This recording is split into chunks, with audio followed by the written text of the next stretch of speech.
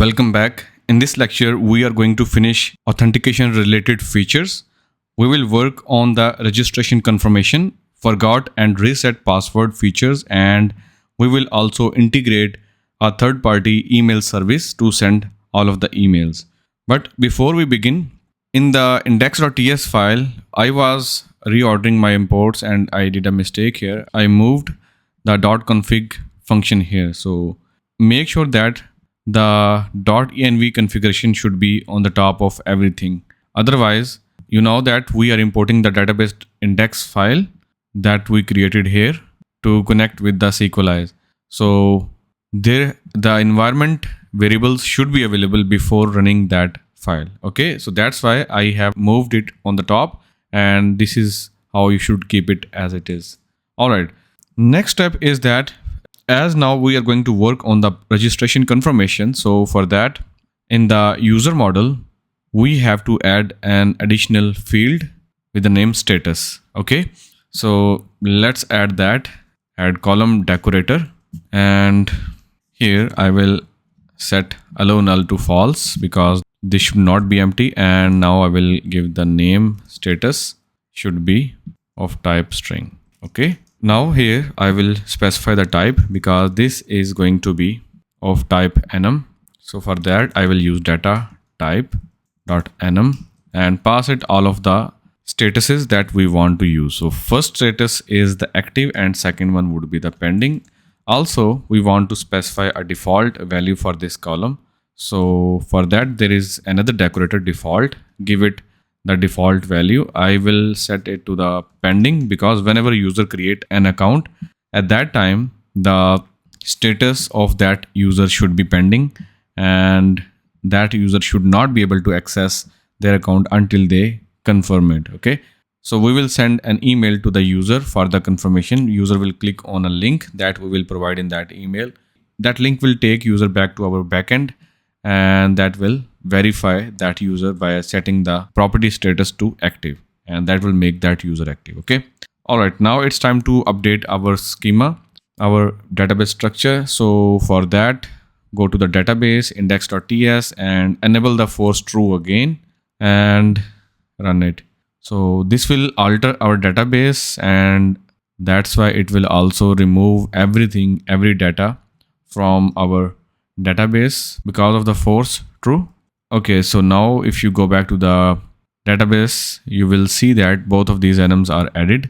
We can comment out the force property again, and after that we need an email service to use to send the email. So this resend.com is also a provider that I tried and it worked well. You can use any other platform to send emails. For now, I'm going to use this in this tutorial, in this lecture. So let's begin. First of all, you need to create an account. Click on the get started and create your account. All right, my account has been created. I will just create a test team. Now it looks like very easy to set it up. So you just have to click on the add API key. It will immediately generate an API key and it will give you the code for the Node.js to execute. Okay. So before copying this code, we need to install resend package from the npm. So open the VS Code, open the terminal in the root directory of the backend folder and run this command npm install resend, press enter. Okay, so it has been installed. Now we need to create a shared file called email.util.ts, and now I will create a function and export it. Export function send confirmation email. Okay, now let's copy this code and paste it within this function, and we need to move this import statement on the top of everything. Okay, this is the private key that we should store in the .env file to keep it secure and safe. So let's do that. I'm going to cut it, and instead of that I will use process.env.resend API key, and now we have to define same environment variable in our .env file. So open the .env file and let's add that new variable resend API key and paste the key here. and make sure that these spellings are exactly same as you have used here, so that it could capture the correct value. All right, now if you look at this structure, we need from, to, subject, and HTML.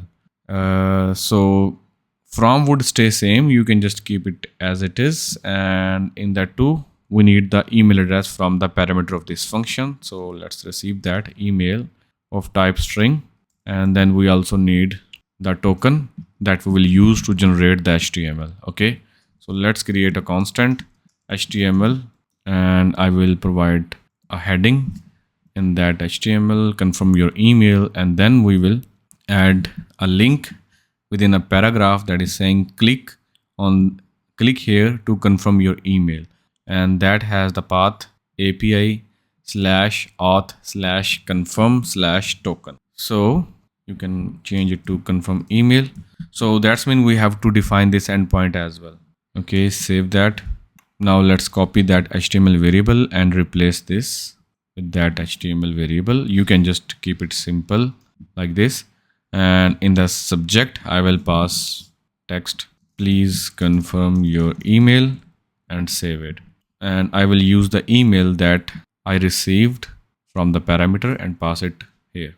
So this send function gives us the promise. We can simply return it like this, and then we will resolve to it from where we will call it.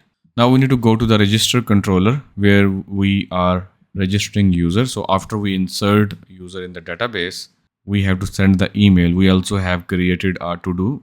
Okay, so here let's complete this to do. We will call a function send confirmation email.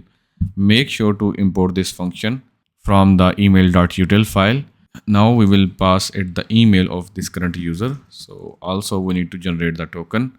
So let's create another constant. Token is equal to generate token and give it the user ID.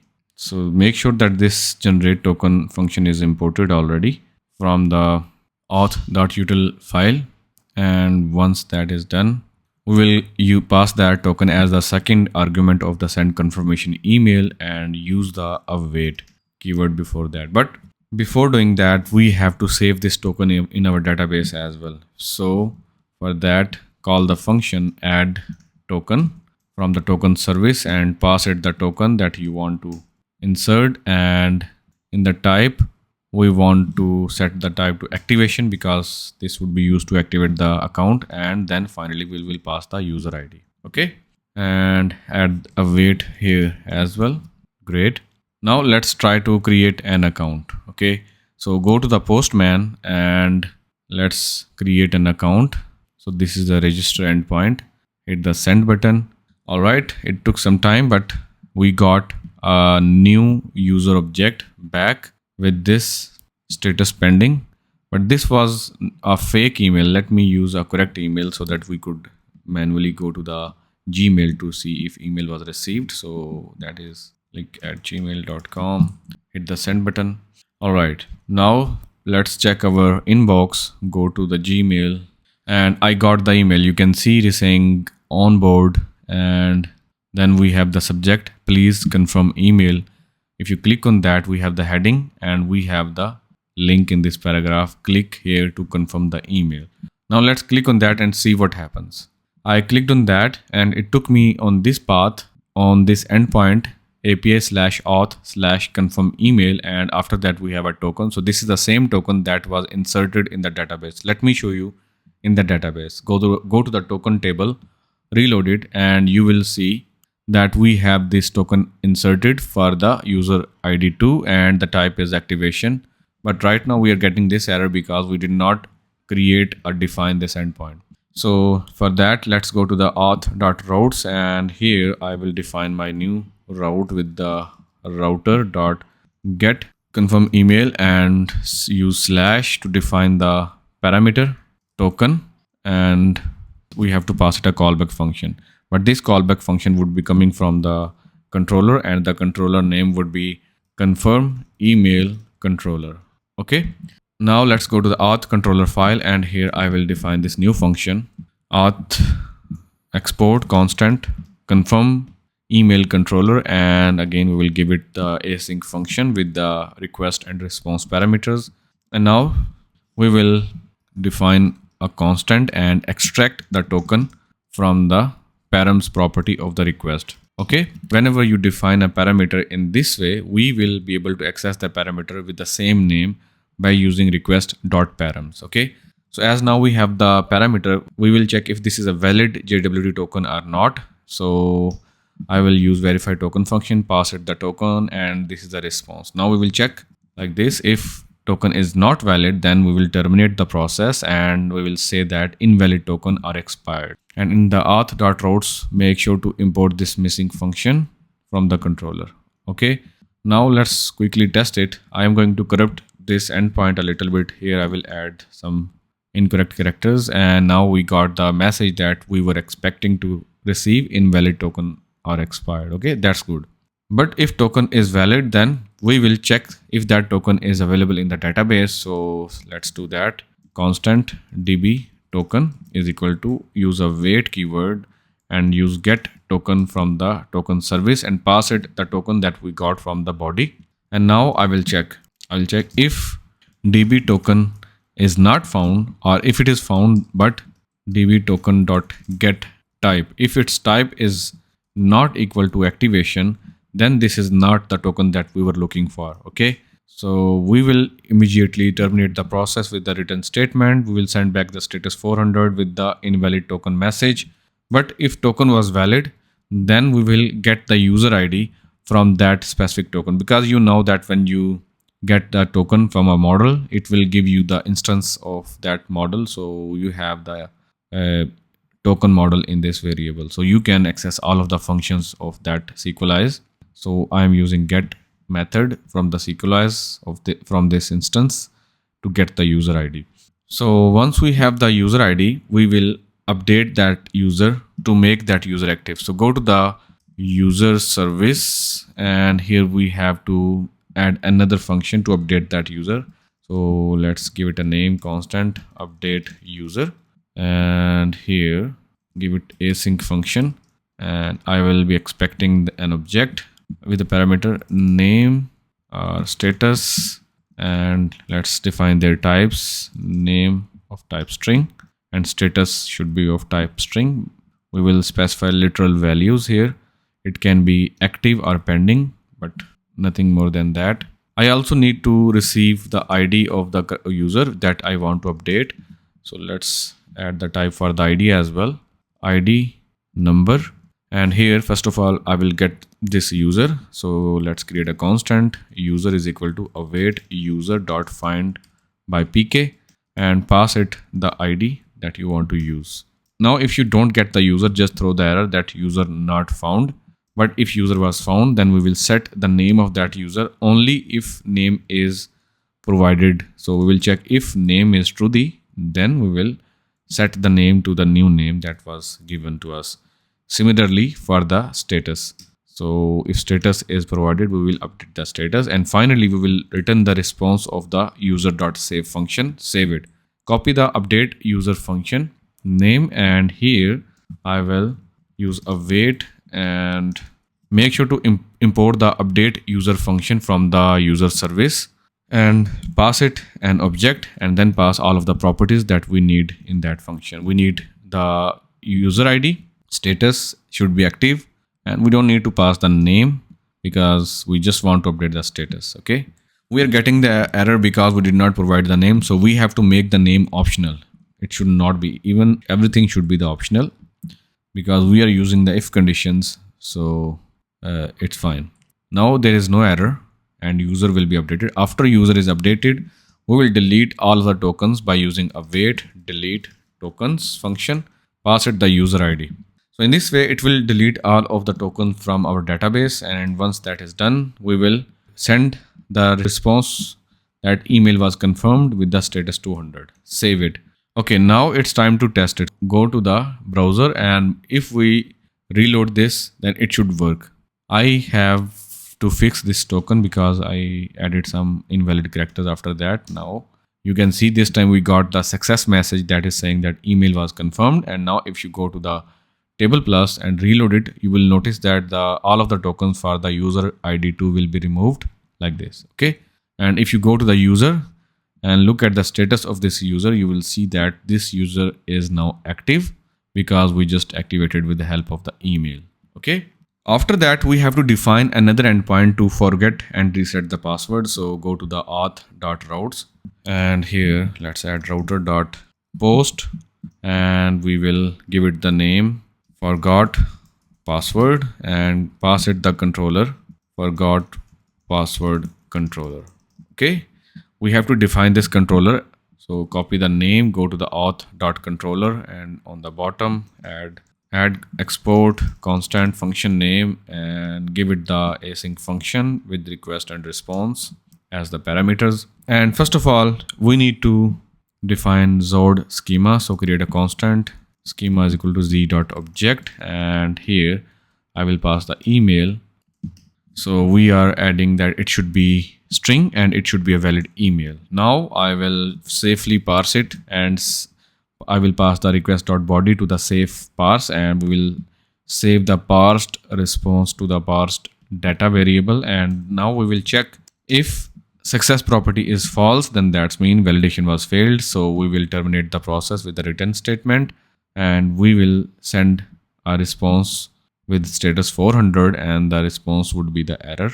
Now we will extract the email that was provided to us from the client side and now we will fetch the user from the database with the help of this email and we will check if this user was available or not. So let's do that. For that I will create a constant user is equal to await get user by email. Make sure to import this function from the user service if you have not imported that already and pass it the email variable.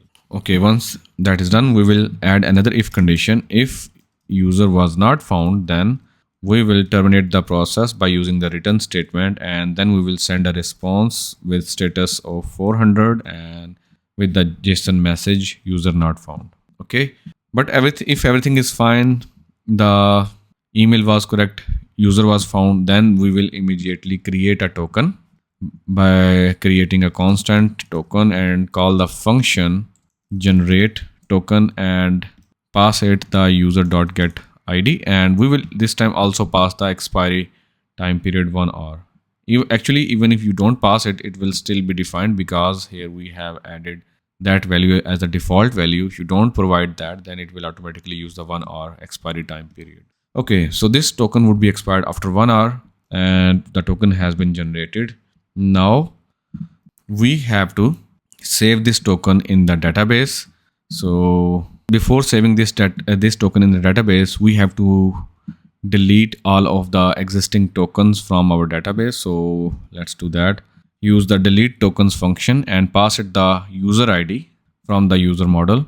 So once all of the tokens are deleted, we will save the new token in database.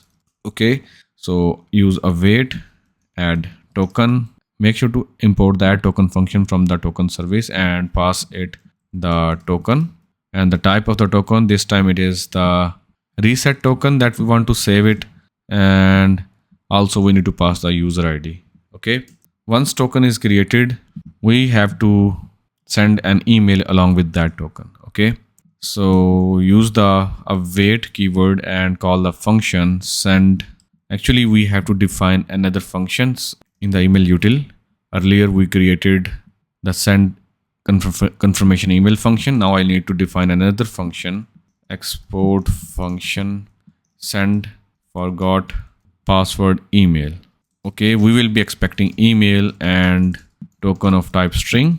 So everything else would stay same. We need the HTML, just heading would be different and the path would be /API reset password with the token that we will receive from the parameter. And after that, I'm again creating the instance of the resend class. And now we will call the send function.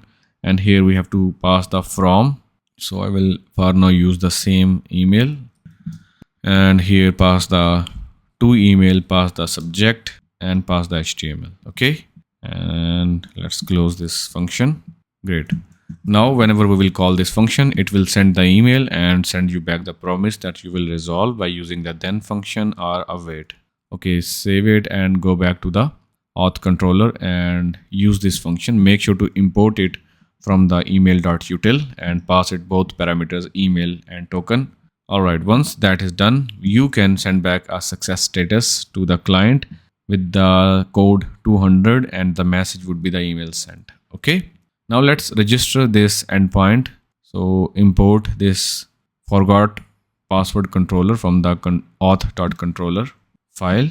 Now it's time to test it. Let's duplicate this tab and here after auth I will add the path forgot password. Forgot dash password. Hit the send button. Actually before that go to the body, make sure you have added everything. So I'm going to remove other properties, just keep the email. First I will add an incorrect email and see what happens. It is saying that user not found with that email. Now let's pass the correct email and send it again. This time it took some time and we got a message email sent. That's when the token should have been created. Go to the tokens table, click the reload. You can see we now have a new type of token reset and we should also have received the token in the email. So go to the Gmail or your email client and here you can see we have a new email with the subject reset your password. Click on that. We have the reset link. Click on that. This time we again got this error, but we got the token in the URL. It is because this endpoint is still missing. So copy the name, go back to the VS Code and here let's add that router.post and add this new endpoint and we will define a parameter with the name token. Whenever somebody hit this endpoint, it is compulsory for them to pass the token as the another segment of the URL. So we will be able to access the token by using the request.params property and after that we have to pass the controller function that would be reset password controller. Okay. Now let's define this function. Go to the auth controller and at the bottom I will export constant and paste this name of controller reset password controller and give it the async function with request and response parameters.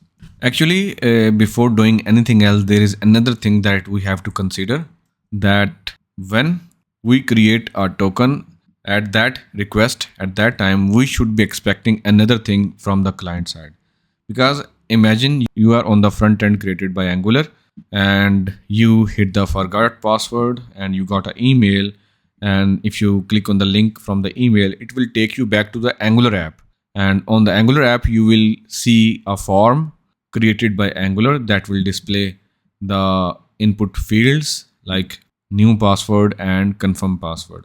Okay, so these things would be handled on the Angular side. So that's mean we need to expect another parameter callback URL, and Zod has already a validation function URL. It will enforce the proper formatting for the URL. If URL is incorrect, then it will throw an error. It will not pass the validation. Okay, so now I will extract the URL as well, the callback URL as well, and now when we will be sending the email we have to pass the callback URL as well. So this is where we are sending the email, pass the callback URL, and we have to define that extra parameter in that function definition. So let's do that. String. Okay, now earlier we were hard coding this URL, but this time I'm going to remove everything like this, and here I will put the callback URL. Okay, so whatever callback URL the client will provide, we will be using that callback URL and redirect and use it in this link, or you can add a query string variable as well. Token is equal to this token. Okay, all right, now let's go to the table plus and I will delete this reset token for now and let's try it again. Okay, now go to the auth controller, make sure to save everything, and here I added the reset password controller, but I did not import that yet, so that's why there was an error. Save it. Okay, before working on the reset password, I'm going to hit the send button just to test the validation. It is saying that callback URL is missing, so let's pass it. So here I will add a property callback URL, and here I will specify http / localhost colon 4200. Normally this is the port that Angular is using, so that's why I added it here just to make sense. And here you can create any route on the Angular side. We will decide it later, but for now I'm assuming that it would be reset password. And okay, now just hit the send button, and this time nothing went wrong and email should be received. So go to the reset, go to your Gmail, go to the inbox, and you will see that a new email has been received. And if you click on that, this time the URL is 4200. Okay, so when we will build the front end app in Angular, we will have a proper user interface that will serving this route, and we will display a form. But for now, as we don't have any front end, I will just copy this token manually from here, and we will use the postman to reset the password. So duplicate this tab, and instead of forgot password, this time I will use reset password endpoint, and we have to pass the token as the URL segment like this. I have added the slash and passed the token here. Okay, now we can use the get method for this because we don't need to pass any data in the body. And go back to the VS Code, and let's revert it back to the get method. Earlier it was post. Okay, now we need to implement the logic for the reset password. Now in the reset password, we will be expecting two things. First one would be the token, and second one would be the new password that user want to change. So let's create a schema for that. Use the z.object function, pass it an object, and we will be expecting token of type string, and then we need a new password. And remember that we have to use the same rules for the password that we had earlier. Okay, so now you will see the repetition here. So instead of repeating that, we can create another constant to save these rules so that we could reuse them. So let's create constant password zod rules is equal to, I will select all of these lines, cut them, and assign to the password zod rules, copy that variable and assign it to the password here. Okay, similarly go down to the bottom, and here we will just pass this variable to this property. Okay, now it's time to parse it safely. So we have parsed the request.body, and sorry about that, we will not send the token from the URL. I will just use the body, and here I will use the token property and pass the token, and here we will need the password property and pass the new password, whatever you want to pass. Okay, and we will be using the post method. So let's go back to the auth routes, and I will revert it to the post, and we don't need the token parameter anymore. Okay, go to the auth.controller, and now we will check the if condition. If success is not true, then terminate the process and throw back an error, and if everything is correct, then get the token and password. Now we need to verify if this is a valid JWT tokens. So for that I will use the verify token function that will use JWT to decode to verify if it is not expired and it is valid.